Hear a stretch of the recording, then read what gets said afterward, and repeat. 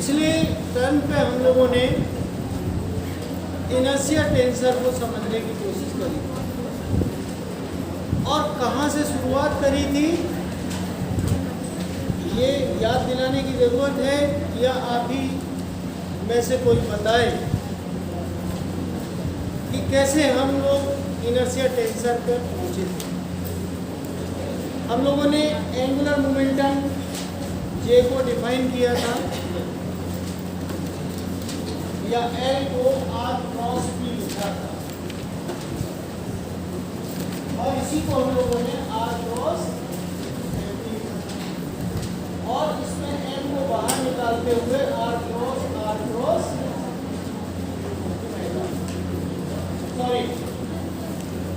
Omega cross R।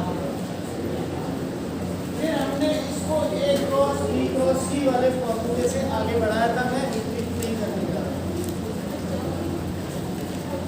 इसके अलावा क्योंकि हम सिस्टम ऑफ पार्टिकल्स को कंसीडर करते हैं, ये तो पार्टिकल के लिए हुआ, तो I equal to 1 to n और ith रोटेशन के साथ हमने इसको कंसीडर किया। इसी कड़ी में जो लास्ट में एक्सप्रेशन आया था, 3 इक्वेशंस निकल के आई थी। आपको मैंने ये बुक रिकमेंड करी है। कितने लोगों ने परचेज कर ली है? जिसने नहीं करी है कोई बात नहीं। कितने पैसे में मिली? 400 समथिंग में मिली होगी, है ना? तो हम आज इसी बुक के हिसाब से जानबूझ के समराइज कर रहे हैं ताकि आप इससे आप समराइज कर सकें अपनी स्टडी। ठीक है? तो भले ही बुक चेंज हो गई हो, लेकिन फिजिक्स तो फिजिक्स है,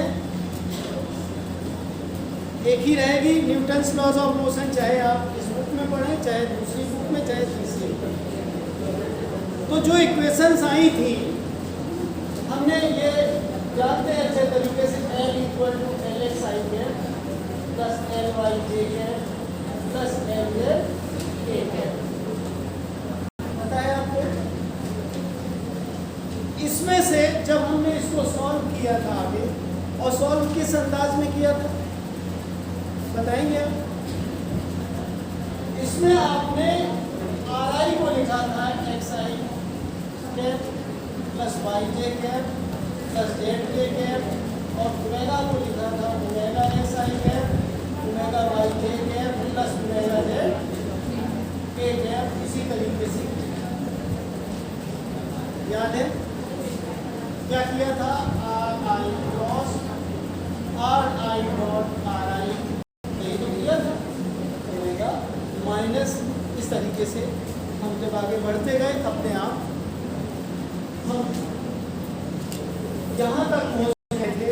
मैं याद दिलाना चाहूँगा, इसको मिटा दूँ, याद दिलाने के लिए हमने इसको कंसीडर किया था, जिसमें जो LX निकल के आया था ये और तो LX के लिए आया था IXX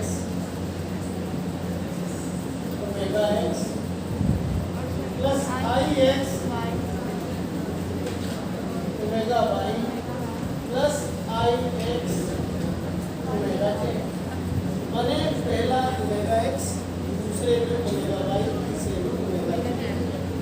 यहाँ पे पहला IXX, दूसरे में IX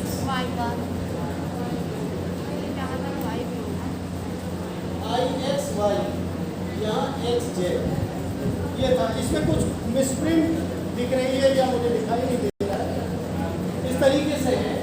इसी तरीके से Y का I Y से शुरू होगा, YX omega X IYY omega Y plus IYZ omega Z। Similarly, LZ equal to IZX omega X IZX omega x I Z y omega y I Z z omega. ये equation आपको याद आ गई होगी जो पिछले क्लास में हम लोगों ने किया था। अब इसमें जो आई एक्स एक्स हमने किसी जगह लिखा था, ये भी हम लोग लिख के एक बार रिवाइज कर लेते हैं, क्योंकि ये नया टॉपिक है जो आपने 12th लेवल तक नहीं पढ़ा है, तो इसको थोड़ा सा और बारीकी से देख लेते हैं। क्योंकि इस पे आधारित ऑब्जेक्टिव क्वेश्चंस बनेंगे, तो यही छोटी छोटी सी बातें इसमें से निकल के ऑब्जेक्टिव क्वेश्चंस बनाए जा सकते हैं। इन पे प्रॉब्लम कम होंगी, लेकिन इसके अंदर की जो बातें हैं उन्हीं को पूछा जाएगा ऑब्जेक्टिव में छोटे क्वेश्चन के रूप में, राइट। अब इसमें जो आई एक्स एक्स था इसकी जगह लिखा था, क्योंकि दोबारा पूरा एक्सप्रेशन नहीं कर सकते, आगे बढ़ना है हम लोग को। तो आई एक्स एक्स था sigma I equal to 1 to n लिखते ही है m I y I square plus z I. इसमें एक्स एक्स था उसमें एक्स नहीं। ऐसे आप लर्न कर सकते हो ऑब्जेक्टिव पॉइंट ऑफ व्यू से, समझने के साथ साथ लर्न करने के तरीके भी आपको याद रखने होंगे। Y I plus z I square, इसके पहले आप ये आया कैसे था, बेसिक यही था equal to 1 to n m I r I minus r I square minus x. X था लेकिन माइनस में था, क्योंकि आर आई स्क्वायर को आप x square plus y square plus z square लिखोगे तो एक्स स्क्वायर कैंसिल हो जाएगा, बचेगा। सिमिलरली आई एक्स वाई था minus I equal to 1 to n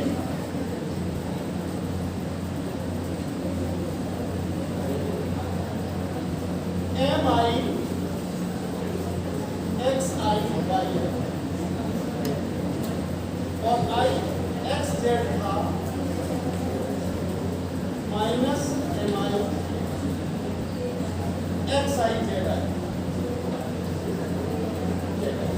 यानी एक्स जेड में एक्स भी है और z x I z I equal to 1 to n, ये अंडरस्टूड है। इसी तरीके से मैं आगे के स्टेप नहीं लिख रहा हूं, आप कर लेंगे टाइम बचाने के लिए। अब वाई एक्स लिख के दिखाएंगे, आई वाई वाई लिख के दिखाएंगे, आई वाई जेड लिखेंगे, I Z x, I Z y और आई जेड। इन सारी जब हम अलग अलग करके देखेंगे तो एक तो इनके आप एक्सप्रेशंस इंडिविजुअली लर्न कर लीजिए, ठीक है। इनको आप लर्न कर लीजिए, ये ऑब्जेक्टिव क्वेश्चन के रूप में पीछे दिए हो या ना दिए हो। क्वेश्चन बनाने का किसी भी के पास इसके अलावा कोई ऑप्शन नहीं है, ठीक है। तो अब इसमें ये हमने करके दिखा दिया, और जगह चाहिए तो ये देखने से पता चलता है, जब आप स्वयं डिटेल में अपनी कॉपी में लिख के देखेंगे तो आपको क्या दिखाई देगा, I Y X equal to I x Y Z, I Y Z equal to I Z Y Z. इसी तरीके से I x Z equal to I Z x.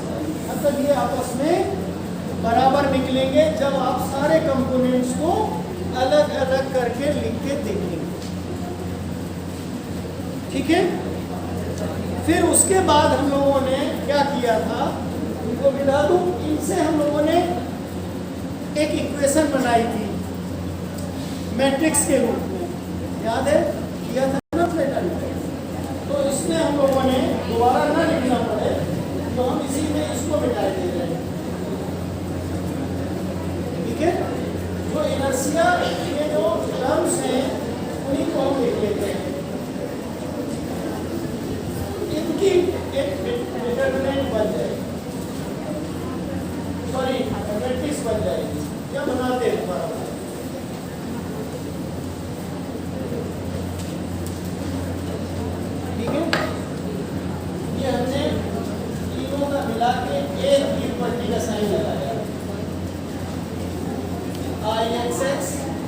I by x, I by x, I x y, I x z।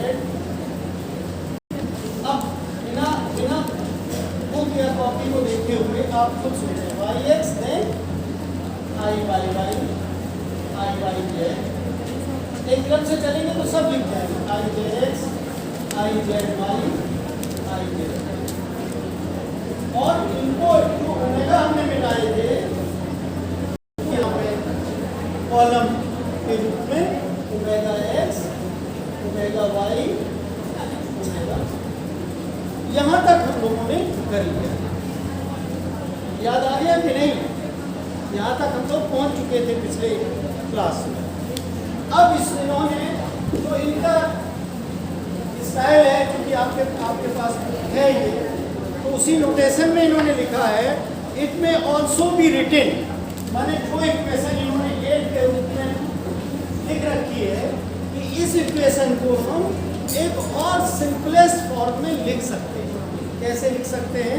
इन्होंने लिखने का तरीका दिया है L mu का मतलब एल एक्स भी हो सकता है, एल वाई भी हो सकता है और जेड भी हो सकता है, इक्वल टू यहाँ पे म्यू लिया रोटेशन और यहाँ पे न्यू ले लिया, न्यू इक्वल टू 1 और यहाँ पे लिख दिया आई न्यू न्यू। ना एक्स एक्स ना एक्स वाई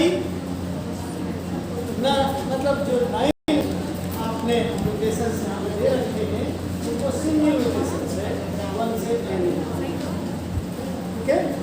और यहाँ पे लिख दिया है आई न्यू और ओमेगा न्यू, जहाँ पर न्यू इक्वल टू है 1, 2, 3। ये तो पूरे सिस्टम ऑफ पार्टिकल्स के लिए लिख रहे हैं, लेकिन जो न्यू की वैल्यू है वो 1, 2, 3, ठीक है। न्यू माने ये, या हम सिंपली लिख सकते हैं element vector form F equal to I omega, ठीक है। ये पुराना भी आप जानते हो, ये इन्होंने लिखा, इनके मतलब आप समझते चले। Where I is a tensor of rank 2 with 9 components। ये पॉइंट नोट करने लायक है ऑब्जेक्टिव के लिए।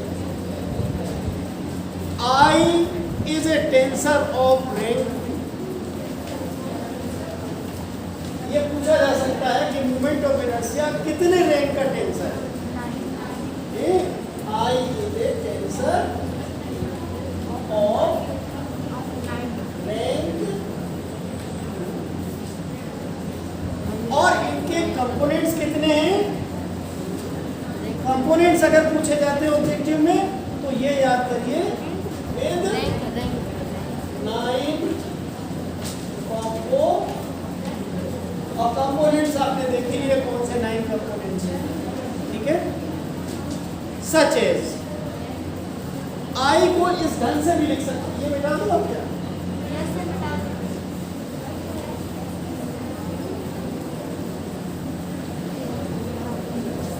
हम आई इक्वल टू ये हमने लिख दिया आई एक्स एक्स,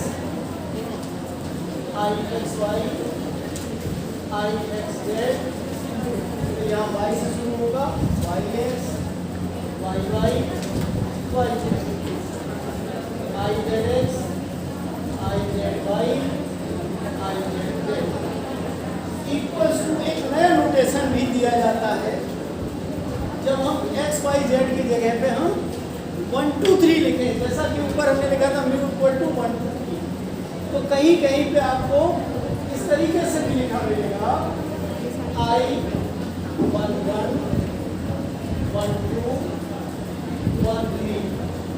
अगर एक्स वाई जेड ना लिखा हुआ हो तो इस ढंग से भी लिखा हुआ मिल सकता है, तो बिल्कुल कंफ्यूज ना हो। आई 1 1 1 2 1 3, और यहाँ से कहाँ से शुरू होगा? 1 2 3, यहाँ आई 3 1 3 माने जेड, x माने 1, y माने 2, I 3 2 I, ऐसा भी आपके सामने नोटेशन यूज किया जा सकता है। The 9 elements IXX, IXY, IX1 dot करके ऑफ दी 3x3 मैट्रिक्स। ये मैट्रिक्स कैसी है? 3 इधर भी है, 3 इधर भी है, 3 ये चीज छोटी सी याद रखी है। और ऑब्जेक्टिव रैंक ऑफ मैट्रिक्स माने टेंसर है वो 2 है। कंपोनेंट्स कितने हैं? 9। इसकी जो मैट्रिक्स बनती है वो कौन सी है? 3x3 matrix. ये 3 क्वेश्चन यही बन जाते हैं। और जो हम नोटेशन टेंसर वाला यूज करते हैं उसमें x y z के बजाय 1 2 3 भी यूज करते हैं। यानी x की जगह रिप्लेस करके 1, y की जगह पे 2 और z की जगह पे 3 कर सकते हैं। ये बातें खास हैं जो कि ऑब्जेक्टिव क्वेश्चन के लिए इम्पोर्टेंट हो जाती हैं। हम जो 9 कंपोनेंट्स लेते हैं इन्हीं को कहते हैं single entity I. The entity और tensor I is called the moment of inertia tensor. इसी आई को जिसके 9 कंपोनेंट्स हैं इनको खास ध्यान से पढ़ें। बुक में बिल्कुल साफ साफ शब्दों में लिखा है कि दिस एंटिटी और tensor I is called the moment of inertia tensor. Moment of inertia tensor. और सिंपली हमने जो लिखा है इनर्शिया टेंसर। इसका मतलब है कि वास्तव में मोमेंट ऑफ इनर्शिया टेंसर है और सिंपलेस्ट फॉर्म में हम लिखते हैं मोमेंट ऑफ इनर्शिया टेंसर। कोई प्रॉब्लम?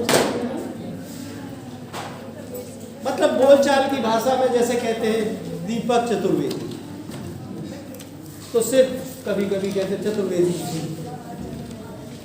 तो ऐसे ही मोमेंट ऑफ इनर्शिया टेंसर बोलने के बजाय हम इनर्शिया टेंसर से काम चला लेते हैं। तो ये भाषा मतलब बनी हुई है इनर्शिया टेंसर। तो द एंटिटी आई और tensor I is called the moment of inertia tensor और the inertia tensor with 9 elements I mu nu. ठीक है। अब इसमें इन्होंने कहा जो IXX है इसमें 2 टाइप की चीजें हैं। ये अलग टाइप का रिलेशन चल रहा है। IXX, IYY और IYJ। तो इसके लिए ये बोल रहे हैं कि IXX, IYY और IZJ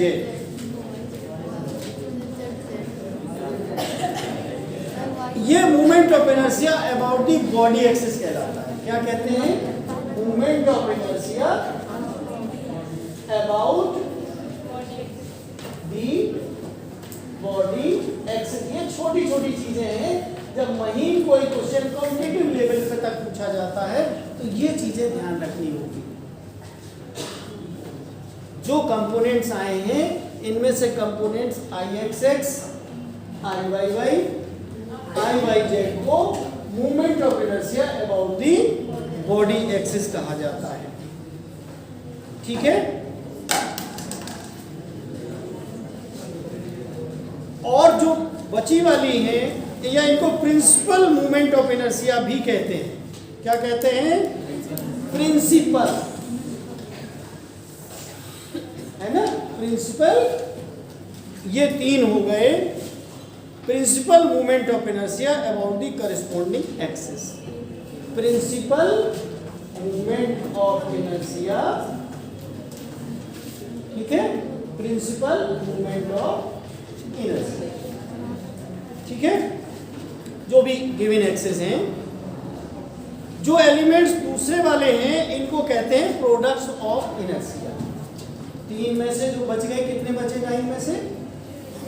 6, तो जो 6 बचे हैं IXY है, Z है या दूसरे हैं, इनको कहते हैं प्रोडक्ट्स। क्या कहते हैं?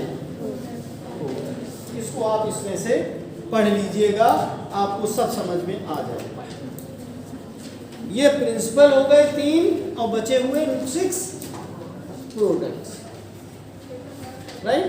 यही इसमें छोटी छोटी बातें ऑब्जेक्टिव क्वेश्चन का रूप ले सकती हैं। समझ गए ना?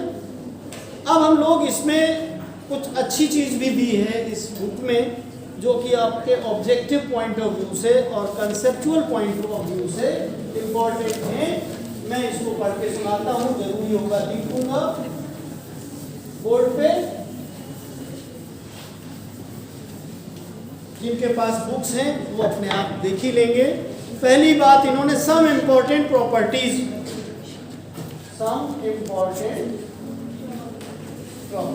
क्या है, क्योंकि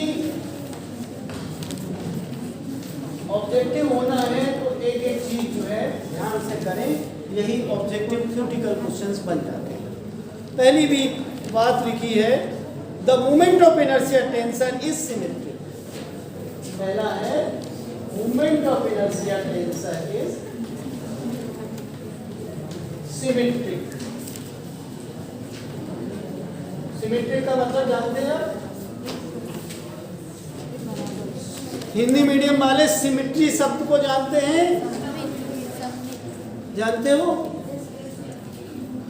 उल्टा सीधा एक समान, है ना? आप सामने से देख रहे हैं वैसा ही दिखाई दे रहा है, और पीछे से देखेंगे तो भी वैसा ही दिखाई देगा। अब जैसे कि स्फीयर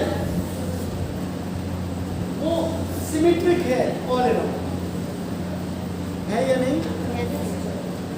तो सिमेट्री का मतलब आप समझ रहे हैं। सिमेट्री, और चूंकि यहाँ पे एक्सिस ऑफ रोटेशन होती है, एक्सिस ऑफ रोटेशन के अबाउट अगर सिमेट्री एग्जिस्ट करे तो क्या कहते हैं? सिमेट्री। हम लोगों ने ये जान लिया कि मोमेंट ऑफ इनर्शिया टेंसर है। कैसा टेंसर है? सिमेट्री। तो पहला आप याद रखें, ऑब्जेक्टिव में ढूंढते समय सिमेट्रिक को आपको टिक करना है।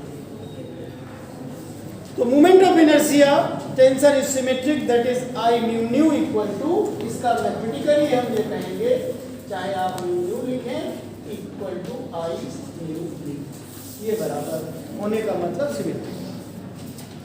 This is true both for regular and irregular bodies. चाहे वो, ये और खास बात लिखी इसमें कि चाहे आप रेगुलर बॉडी कंसीडर करें और चाहे इर्रेगुलर शेप में हो बॉडी, ये सारी बॉडीज के लिए सही है। ये चीज जो सिमेट्री जो है मोमेंट ऑफ इनर्शिया टेंसर की, वो ब्रेक नहीं है।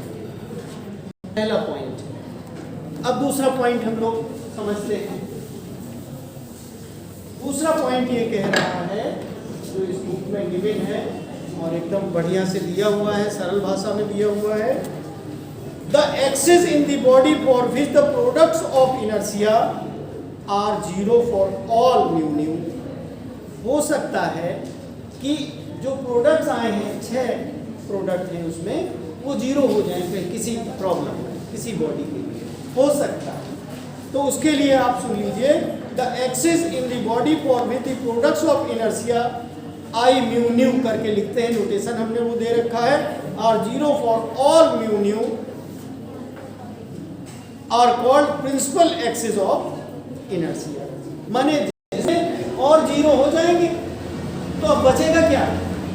वही बचेगा मेन वाले I1, I2 और I3, जिनको आप IXX, IYY, IZ कहते हो, या I12, I22, I33, ठीक है ना?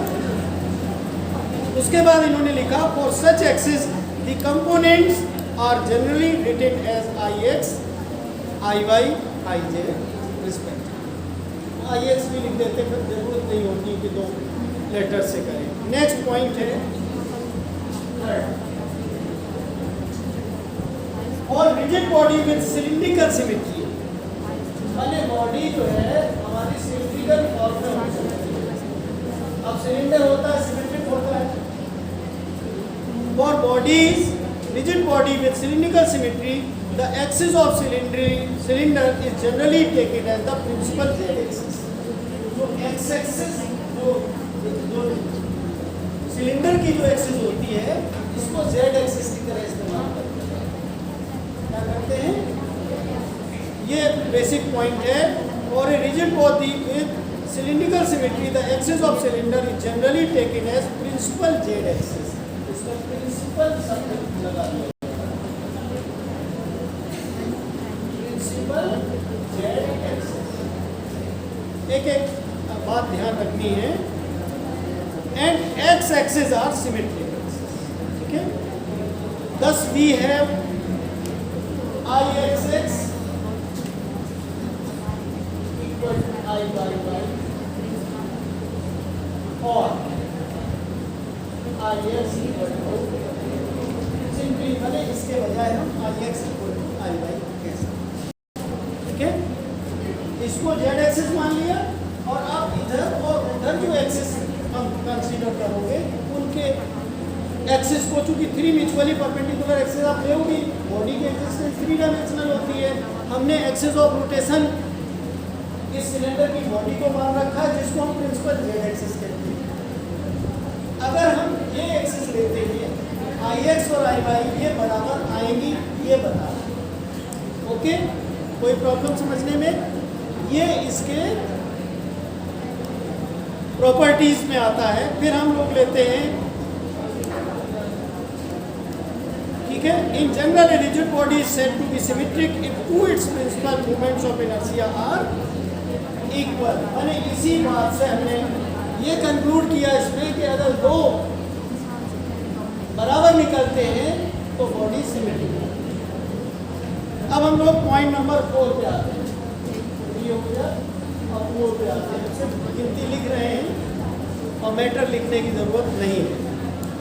और ए स्फीयर और ए क्यूब, अभी हमने सिलेंडर लिया था, अगर हम कोई स्फीयर ले लें और क्यूब जानते हो क्या होता है?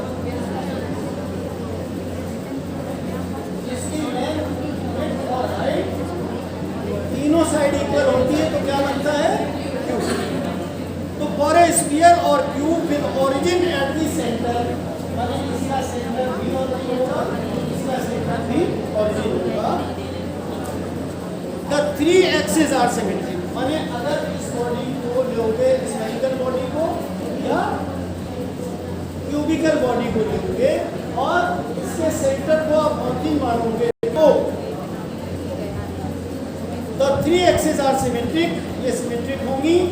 ऐसी स्थिति में I x X equal to I Y Y निकलेगा, equal to I Z Z निकलेगा, ठीक है, समझ गए ना? और I x equal to I Y equal to, दो बॉडीज के लिए कहा है, लेकिन such rigid bodies may be called totally symmetric, माने स्फीयर को और क्यूब को हम ऐसी स्थिति में टोटली शब्द और लगा दिया, टोटली सिमेट्रिक कहा जाएगा। याद रखेंगे ऑब्जेक्टिव पॉइंट ऑफ व्यू से। दो बॉडीज हैं, देखिए सिलिंड्रिकल वाले को तो हम लोगों ने अलग से बता दिया, दो बॉडीज बची थी, एक क्यूबिक और एक स्फेरिकल, तो इनको भी हमने क्लियर किया हुआ है। अब 5वें पॉइंट में ए रिजिड बॉडी फॉर विच, कोई रिजिड बॉडी हो सकता है कि आई एक्स एक्स आई वाई के बराबर ना हो, आई जेड जेड के बराबर ना हो, तीनों अलग अलग हों, तो इज कॉल्ड एन एसिमेट्रिक। ऐसी स्थिति में हम कहेंगे asymmetric.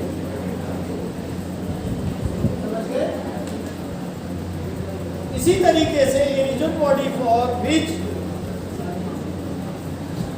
I x equal to I y हो और साथ में आई जेड 0 निकले, दो आपस में समान हो, I x equal to I Y, लेकिन आई जेड जीरो, तो ऐसी स्थिति में इस कॉल्ड रोटर। ये छोटी सी चीजें हैं, अगर आपको पहले से पता है तो आप उसमें ऑब्जेक्टिव आंसर दे पाओगे। पहले से नहीं पता है तो भैया हमने ऐसा तो पढ़ा ही नहीं था। अगर आपने सुना है कि if I x I y are same and I z equal to zero, ठीक है, तो ऐसी स्थिति में रोटर कहलाता है, R O T O are.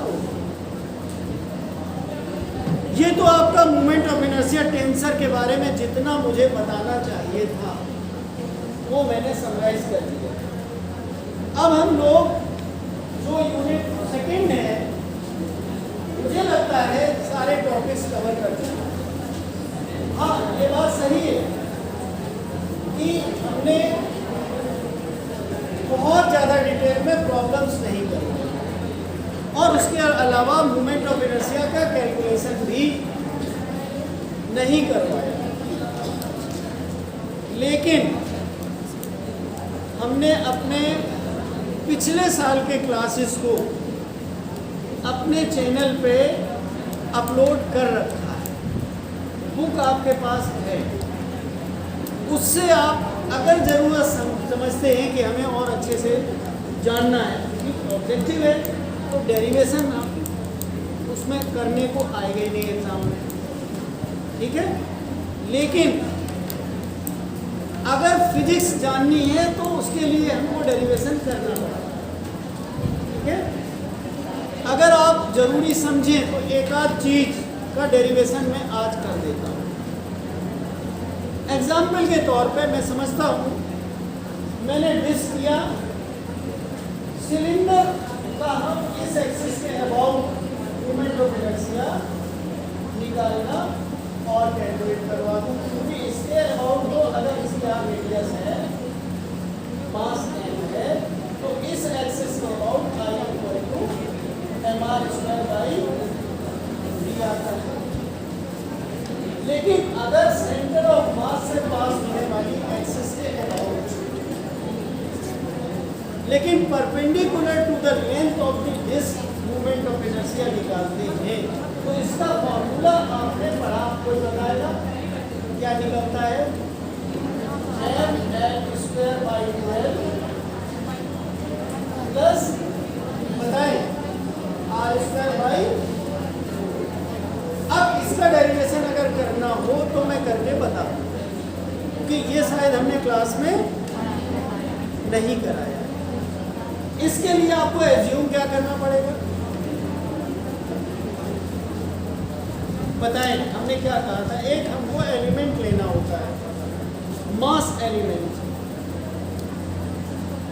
अब इसमें एलिमेंट, अब इसको सिलेंडर को कैसे एज्यूम करोगे, क्या कल्पना करोगे कैसे बना है ये सिलेंडर। वैसे तो बहुत पतली हम लेते हैं, इसमें हमने एक यहाँ पर एलिमेंट किया, जो एलिमेंट बनेगा वो किस रूप में बनेगा, सर्कुलर है ना, ये डिस्क मिलेगी आप, इसका मास आप dm लेंगे, यहाँ से डिस्टेंस x लेंगे, इसकी मोटाई dx ले लेंगे, यही तो आप करोगे। कैसे निकालेंगे मास, dm निकालना हमको आ जाए तो काम चल जाएगा। इसकी रेडियस r है ना, क्या लिया हमने रेडियस, इसका एरिया क्या होगा, पाई आर स्क्वायर, इसके साथ इसका ये एरिया कितना होगा। अब यूनिफॉर्म है तो यहाँ भी पाई आर स्क्वायर ही होगा। हम ये मान के चलते हैं, ऐसी पतली छोटी छोटी पतली पतली डिस्क को जोड़ते चले जाएं तो हमें एक एल लंबाई का सिलेंडर, जैसा कि चित्र में दिखाया गया है, बना हुआ एज्यूम कर सकते हैं। समझ रहे कि नहीं। तो अब ये पाई आर स्क्वायर है और इसकी मोटाई कितनी है, dx। तो इसका जैसे एरिया को से मल्टीप्लाई कर दिया, है ना, तो क्या आ गया इसका वॉल्यूम, क्या आया वॉल्यूम। और अगर हम डेंसिटी इसकी रो एज्यूम कर रहे हैं तो क्या हो जाएगा इसका मास, हो जाएगा कि नहीं हो जाएगा। अब इसको जो है आई का फॉर्मूला हमने बेसिक इंटीग्रल क्या बताया है, इंटीग्रेशन ऑफ एक्स स्क्वायर, और कहां से कहां तक ऐसी रिंग्स एग्जिस्ट करती हैं, -L/2 से लेके यही तो होगा। लेकिन एक चीज मैं तुमसे और पूछना चाहता हूं, अगर ये डिस्क होती और एक्सिस ऑफ रोटेशन ये होती तो डिस्क का मोमेंट ऑफ इनर्शिया क्लास में कोई बताए अबाउट द डायमीटर का फॉर्मूला क्या होगा।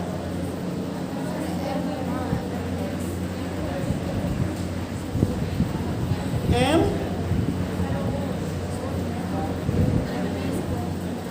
जल्दी बताएं, तुम बताओ।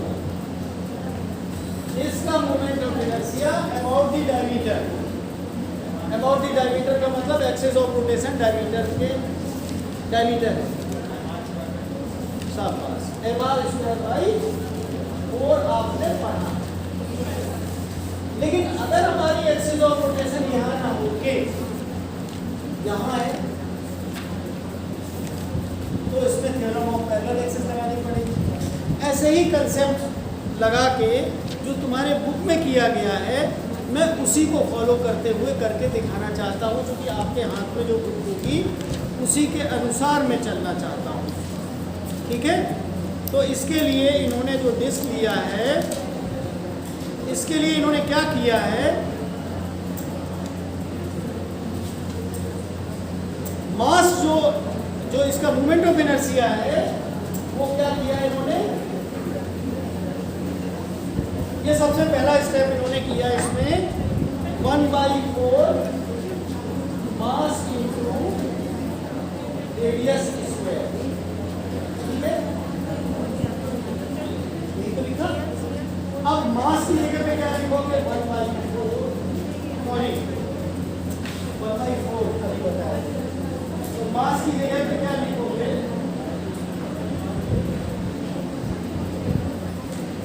πr² इंटू dx, ये तो होगा वॉल्यूम, इसको डेंसिटी से मिला दोगे तो हो गया इसका मास, ठीक है। और इंटू r² और करना पड़ेगा 1/4 mr², ये πr² से अलग आ रहा है और r² अलग आ रहा है, तो ये कितना आएगा 1/4 πr⁴ रो इंटू dx, ये इसका मोमेंट ऑफ इनर्शिया। लेकिन थ्योरम ऑफ पैरेलल एक्सिस लगानी है, इस एक्सिस के अबाउट इस डिस्क का मोमेंट ऑफ इनर्शिया लगाना है, यही तो कंसेप्ट यूज करेंगे। Moment of inertia of the disc as assumed by you is this. Now, if we consider axis of rotation here, you have to use theorem of parallel axis. तो theorem of parallel axis के हिसाब से इसका जो moment of inertia आएगा 1/4, इसमें क्या करोगे I = ICM प्लस h² करते हो, h की जगह पे क्या होगा ये और m की जगह पे तो आपने जो यहाँ पे लिया है वही m लेना पड़ेगा। तो कुल मिला के जो सॉल्व करके दिखाया है इसमें वो πr² प्लस x² dx, ये आएगा मोमेंट ऑफ इनर्शिया, ठीक है। अब ऐसी ही बहुत सारी डिस्क जो है आपस में सटा के मिला दी गई है और बन गया हमारा सिलेंडर। कहाँ से कहाँ तक ऐसी डिस्क मिलाई गई -L/2 से। अब जो आपने किया है इसी में आप -L/2 से लेके +L/2 लगाएंगे और इसका मोमेंट ऑफ इनर्शिया कैलकुलेट होके आ जाएगा।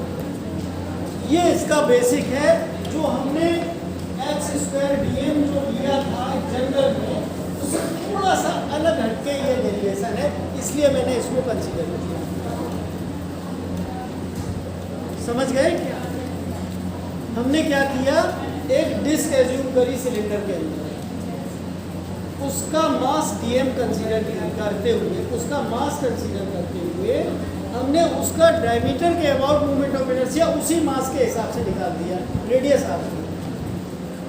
But we are interested in finding the movement of inertia. बात नहीं करिए आपस में, finding the movement of inertia. अभी भूल जाइए कि आप पूरी सिलेंडर का निकालना है, सिर्फ इस डिस्क का निकालना है। उस डिस्क का मूवमेंट ऑफ इनर्शिया इन दो का जोड़ा है।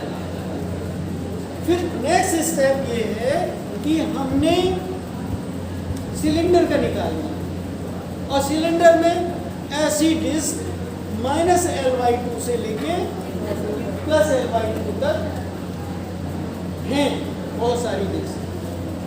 तो अब इसको निकालने का तरीका है कि उसको हम इंटीग्रेट कराएं। इंटीग्रेट करने का मतलब ही होता है उसको जोड़ना, टू सम अप। तो हमने इंटीग्रेशन का साइन लगा दिया। कहाँ से कहाँ तक हमको सम अप करना है, इंटीग्रेट करना है, -L/2 से लेके L/2। तो अब इसको कर लेना है, जो चीज कांस्टेंट है उसको तो बाहर ही कर दोगे, पाई भी बाहर आ जाएगा, r² भी बाहर आ जाएगा, वो भी बाहर आ जाएगा, और r²/4 भी बाहर आ जाएगा। लेकिन सिर्फ एक इसके साथ मल्टीप्लाई कर x² के साथ होते हैं। जब इसको सॉल्व करोगे तो ये फॉर्मूला जो आपका गिवन होता है वही एक्चुअल में निकल के आ जाएगा। हम पूरा करके नहीं दिखा रहे थे, सिर्फ हमें उसकी फिजिक्स बतानी थी। समझ में आ रही बात? कि हमारा जो बेसिक बताने का पर्पस था कि हमें कभी कभी, सुनिए, नियम कानून जनरल तौर पर बनाए जाते हैं, लेकिन स्पेसिफिक में अगर उससे कोई बेटर सिचुएशन मिलती है तो नियम को हम थोड़ा सा मॉडिफाई भी कर सकते हैं। तो हमने यहाँ पे नियम को दूसरे तरीके से प्रयोग किया। हमने डिस्क एज्यूम करी और उस डिस्क का मूवमेंट ऑफ इनर्शिया डायमीटर के अबाउट जाना, और उसी को हमने जो एक्सिस ऑफ रोटेशन एज्यूम करी है उसके अबाउट उसका मूवमेंट ऑफ इनर्शिया निकाला मैथमेटिकली अपनी थ्योरी को यूज करते हुए, और फिर हमने उसको इंटीग्रेट किया, और इंटीग्रेट करने के बाद जो भी निकला वो सही सही जो थ्योरिटिकल एक्सप्रेशन आना चाहिए वो निकल के आ गया। समझ गए ना? अब आप हमें बताएं जो सिलेबस है, एक बार मैं फिर पढ़े सुना